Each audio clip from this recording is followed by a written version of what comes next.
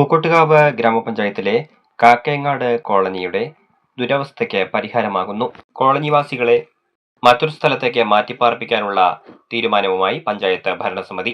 സ്വന്തമായി വഴിയില്ലാത്തതിനാൽ സ്വകാര്യ വ്യക്തിയുടെ തോട്ടത്തിലൂടെ നടന്നു വേണം കോളനിവാസികൾക്ക് കോളനിയിലേക്ക് എത്താൻ. കാക്കയങ്ങാട് കുണ്ട് കോളനിയിൽ 7 പേർ വൃക്കരോഗികളാണ്. 400 മീറ്ററോളം ചുമന്നു വേണം ആശുപത്രിയിലെത്താൻ. വലിയ ഗേറ്റിനുള്ളിലെ ഒരു ചെറിയ ഗേറ്റ് കടന്ന് 400 മീറ്ററോളം പൊന്തക്കാട്ടിലൂടെ നടക്കണം. പന്നികളും പാമ്പും പതുങ്ങിയിരിക്കുന്ന തോട്ടത്തിലെ നടപ്പാതയിലൂടെ വേണം പോകാൻ. കോളനിക്കാർ ഒരു വഴിക്കായി പോരാട്ടം തുടങ്ങിയിട്ട് 1/4 നൂറ്റാണ്ടായി. വഴിയുമായി ബന്ധപ്പെട്ട് 21 വർഷമായി ഒറ്റപ്പാലം മജിസ്ട്രേറ്റ് കോടതിയിലും മുൻസിഫ് കോടതിയിലും കേസുണ്ട്. സ്വകാര്യ വ്യക്തി തന്റെ സ്ഥലത്ത് ഗേറ്റ് വെച്ച് അടച്ചതോടെയാണ് പണ്ട് നടന്നിരുന്ന വഴിയില്ലാതെ ആയത്. ഇപ്പോൾ വലിയ ഗേറ്റിനുള്ളിലെ ചെറിയ ഗേറ്റിലൂടെ നടന്നു പോകാൻ മാത്രമാണ് അനുവാദം.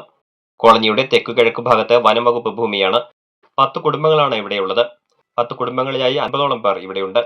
വൃക്കബാധിതരായ കുമാരൻ, രാമൻ, സരോജിനി, ബാലചന്ദ്രൻ, പാർവതി, നാരായണൻ, ഷൺമുഖദാസ് എന്നിവർ ഏറെ ബുദ്ധിമുട്ടിലാണ്. ഷൺമുഖദാസ് കഴിഞ്ഞ വർഷം മരിച്ചിരുന്നു. കഴിഞ്ഞ ദിവസം രുക്മിണിയുടെ കാലിനെ വീഴ്ചയെ തുടർന്ന് പരിക്കേറ്റപ്പോൾ ചുമന്നാണ് ആശുപത്രിയിലേക്ക് കൊണ്ടുപോയത്. ചെക്കന്മാരോടുണ്ടെങ്കിൽ കഷായം കൊടുത്തിട്ട് ഞങ്ങൾക്ക് ചെക്കന് വയ്യാണ്ട് ചെക്കനിപ്പോൾ 2-3 മാസമായി ഡയാലിസിസ് ചെയ്യുന്നുകൊണ്ടിരിക്കുന്നു. ചെക്കന് തീരെ വയ്യ. ഞങ്ങൾ അവന് വയ്യെങ്കിൽ ശ്വാസം മുട്ടിൽ പോയി കഴിഞ്ഞാൽ വന്നുകൊടുത്ത് ശ്വാസം മുട്ടൽ തുടങ്ങും. ആ ശ്വാസം മുട്ടൽ വന്നാൽ അപ്പോൾ ആശുപത്രി കൊണ്ടുപോകണമെങ്കിൽ ആ കുട്ടികൾക്ക് ഉണ്ടാകുമ്പോൾ കസേരയിൽ ഏറ്റിട്ട് ഞങ്ങൾ കൊണ്ടുപോകും. ആശുപത്രി വെച്ചിട്ട് ഡയാലിസിസ് ചെയ്താൽ കുറച്ച് സമാധാനം കിട്ടും. നിങ്ങളൊക്കെ കഷ്ടപ്പാടും ബുദ്ധിമുട്ടും ഞങ്ങൾക്ക് ഭയങ്കര. ഞങ്ങൾക്ക് വരുമാനമില്ല, ഒന്നുമില്ല. ഞങ്ങളാരും ജോലിക്ക് പോകുന്നവരാരും ഇല്ല. ഇപ്പോൾ ഇവിടെ കോളനിയിൽ 2 വീട് മാത്രമാണ് കോൺക്രീറ്റ് ഉള്ളത്. വഴിയില്ലാത്തതിനാൽ പലരും കോളനി വിട്ടു പോകാനുള്ള തയ്യാറെടുപ്പിലാണ്. കാട്ടുകുളം ഹയർ സെക്കൻഡറി സ്കൂളിലെ NSS യൂണിറ്റ് കോളനിയിലെ വസന്തയ്ക്കും കുട്ടികൾക്കും കഴിഞ്ഞ ദിവസം കോളനിക്ക് പുറത്ത് വീട് വെച്ച് നൽകിയിരുന്നു. ജയപ്രകാശ്, അനിൽകുമാർ എന്നിവരും കോളനി വിട്ട് പോകാനുള്ള ശ്രമത്തിലാണ്. കോളനിയിലെ കുടിവെള്ളം പ്രധാനമായും കുഴൽക്കിണറിൽ നിന്നാണ്. ജലപരിശോധനയിൽ ഇരുമ്പിന്റെ അംശം കൂടുതലുള്ളതായി കണ്ടെത്തിയതിനാൽ കുഴൽക്കിണറിൽ നിന്നുള്ള വെള്ളം ഉപയോഗിക്കരുതെന്ന് നിർദ്ദേശിച്ചിട്ടുണ്ടെന്ന് ആരോഗ്യവകുപ്പ് അധികൃതർ പറഞ്ഞു. വൃക്കരോഗികൾക്ക് ഇരുമ്പിന്റെ അംശം കൂടുതലുള്ള വെള്ളം ഉപയോഗിക്കുന്നത് കൂടുതൽ ആരോഗ്യ പ്രശ്നം സൃഷ്ടിക്കുന്നതിനാലാണ് വെള്ളം ഉപയോഗിക്കുന്നത് വിലക്കിയത്.